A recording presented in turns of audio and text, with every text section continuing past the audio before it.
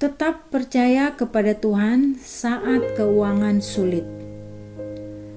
Kadang kita sudah berusaha sekuat tenaga, sudah bekerja keras, menabung, merencanakan segalanya, tapi hidup tetap terasa berat. Di saat seperti itu, Tuhan ingin kita berhenti sejenak dan belajar bersandar penuh kepadanya. Tuhan peduli dengan setiap kebutuhan kita, bahkan dalam hal keuangan sekalipun. Ia tahu kekhawatiran kita, dan Ia rindu kita datang kepadanya dengan iman. Hari ini, mari kita tenangkan hati dan menyerahkan seluruh beban hidup kita ke tangan Tuhan yang setia. Tuhan senang ketika kita datang kepadanya dengan iman. Tanpa iman, kita tidak dapat berkenan kepadanya. Masa-masa sulit seringkali menjadi cara Tuhan mengingatkan kita untuk kembali percaya dan bergantung sepenuhnya pada Dia. Salah satu ujian terbesar iman kita justru datang lewat hal yang sangat dekat dengan hidup kita, yaitu keuangan. Kita sering berpikir bahwa kalau kita bekerja keras, menabung dengan banyak, atau membuat rencana keuangan yang matang, maka semua akan aman. Tapi sebelum kita berusaha mengendalikan semuanya, Tuhan ingin kita mengambil satu langkah pertama yang jauh lebih penting, yaitu datang kepadanya dan memohon pertolongannya. Tuhan peduli pada masalah keuangan kita.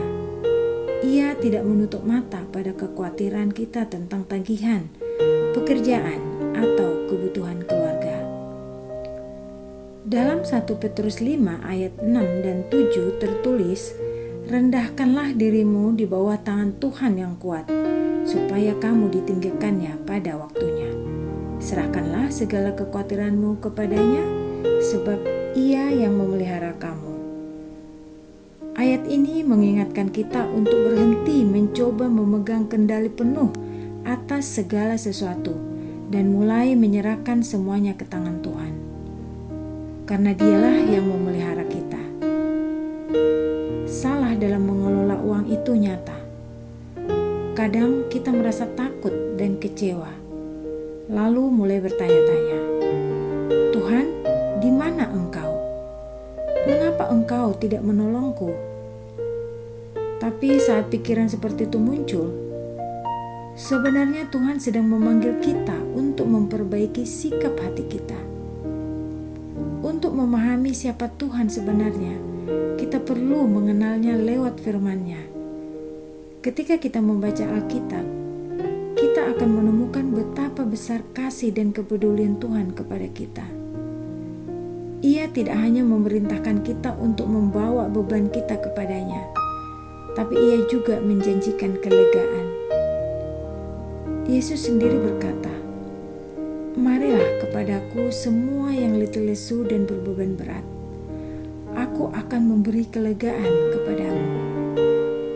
Saat kamu lelah dan terbeban, datanglah kepadanya. Saat kamu bingung dan butuh hikmat, mintalah kepadanya, karena Ia memberi dengan murah hati kepada siapapun yang memintanya dengan iman. Tuhan bahkan peduli dengan hal-hal praktis dalam hidup kita, termasuk uang. Dalam Alkitab, lebih dari 2000 ayat berbicara tentang uang, persepuluhan, dan harta benda. Bahkan Yesus sering menggunakan perumpamaan tentang uang untuk mengajar tentang hati dan iman. Artinya, Tuhan tahu bahwa keuangan bukan sekedar soal angka. Ini soal kepercayaan, soal di mana kita menaruh iman kita. Ketika kamu menghadapi masalah keuangan, Tuhan tidak sedang jauh di surga hanya menonton dari kejauhan. Ia tahu setiap detail situasi kita. Ia tahu berapa banyak yang kita butuhkan, dan Ia punya rencana yang baik bagi hidup kita. Yeremia 29 ayat 11 berkata, Sebab aku mengetahui rancangan-rancangan apa yang ada padaku mengenai kamu, yaitu rancangan damai sejahtera dan bukan rancangan kecelakaan, untuk memberikan kepadamu hari depan yang penuh harapan. Tuhan selalu punya tujuan, dan salah satu hal yang ingin diajarkan adalah bahwa semua yang kita miliki sebenarnya milik Dia. Kita hanya pengelolanya. Dalam Ulangan 8 ayat 17 dan 18 tertulis, "Kamu mungkin berkata dalam hatimu, kekuatanku dan tenaga tanganku sendirilah yang membuat aku memperoleh kekayaan ini. Tetapi ingatlah kepada Tuhan Allahmu, sebab Dialah yang memberikan kepadamu kekuatan untuk memperoleh kekayaan." Tuhan mengingatkan kita agar tidak sombong atau merasa mampu tanpa Tuhan. Semua yang kita miliki, pekerjaan, keterampilan, kesempatan, bahkan nafas, semuanya berasal dari Tuhan. Itulah yang disebut penata layanan. Kita ditugaskan untuk mengelola apa yang Tuhan percayakan kepada kita dengan setia dan bertanggung jawab. Ayub 41 ayat 11 berkata, "Segala yang ada di kolong langit adalah milikku."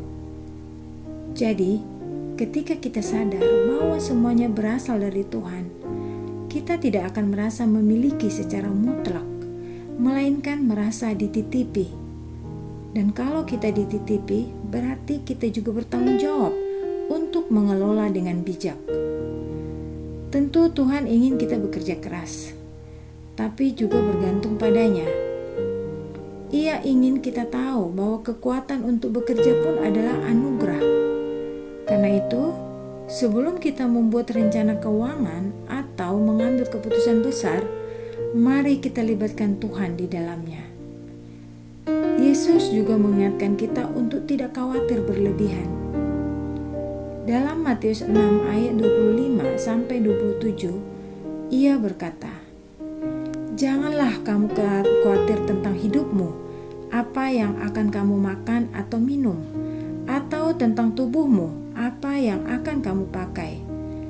Lihatlah burung-burung di langit, mereka tidak menabur atau menuai, namun Bapamu di surga memberi mereka makan.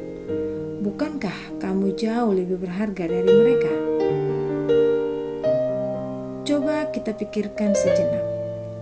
Burung-burung tidak pernah menimbun makanan, tapi setiap hari mereka tetap diberi makan oleh Tuhan. Kalau Tuhan saja memelihara burung, tentu Ia juga akan memelihara kita, anak-anaknya yang dikasihi. Kadang kita lupa bahwa Tuhan tidak pernah khawatir tentang ekonomi dunia, inflasi, atau keadaan masa depan. Ia selalu punya cara untuk menolong dan mencukupi kita tepat pada waktunya. Dalam Filipi 4 ayat 6-7, Paulus berkata, "Janganlah kamu khawatir tentang apapun, tetapi dalam segala hal, nyatakanlah permohonanmu kepada Allah dalam doa dan permohonan dengan ucapan syukur.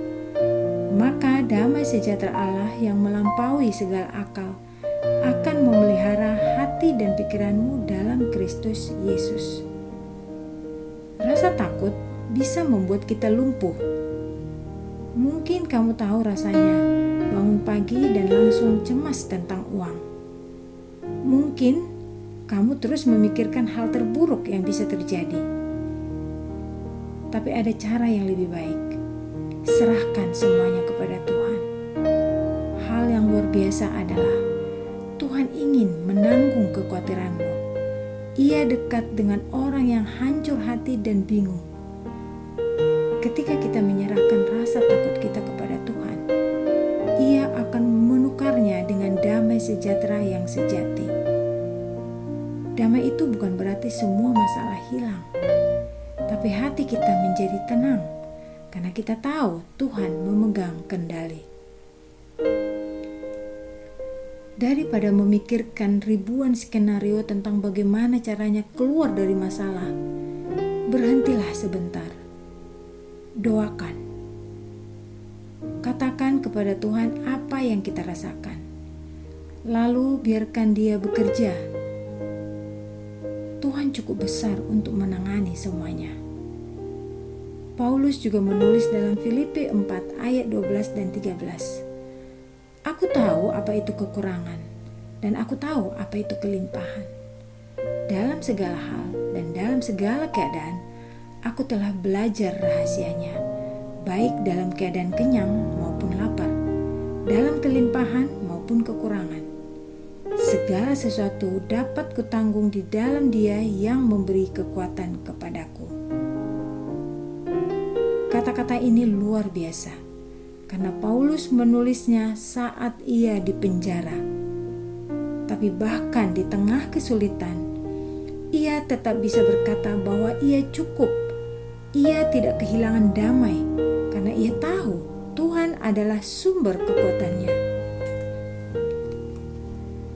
Dunia akan selalu menekan kita untuk mengejar lebih banyak uang, lebih banyak barang, lebih banyak pengakuan. Tapi Tuhan memanggil kita untuk hidup berbeda. Ia ingin kita belajar merasa cukup, karena rasa cukup adalah kunci untuk mengalami sukacita sejati. Rasa cukup lahir dari hati yang bersyukur. Saat kita berhenti membandingkan diri dengan orang lain dan mulai menghitung berkat yang kita miliki, kita akan menemukan kedamaian yang luar biasa. Bersyukur membuat kita sadar bahwa Tuhan sudah bekerja dalam hidup kita sejak lama, bahkan di hal-hal kecil yang sering kita anggap sepele.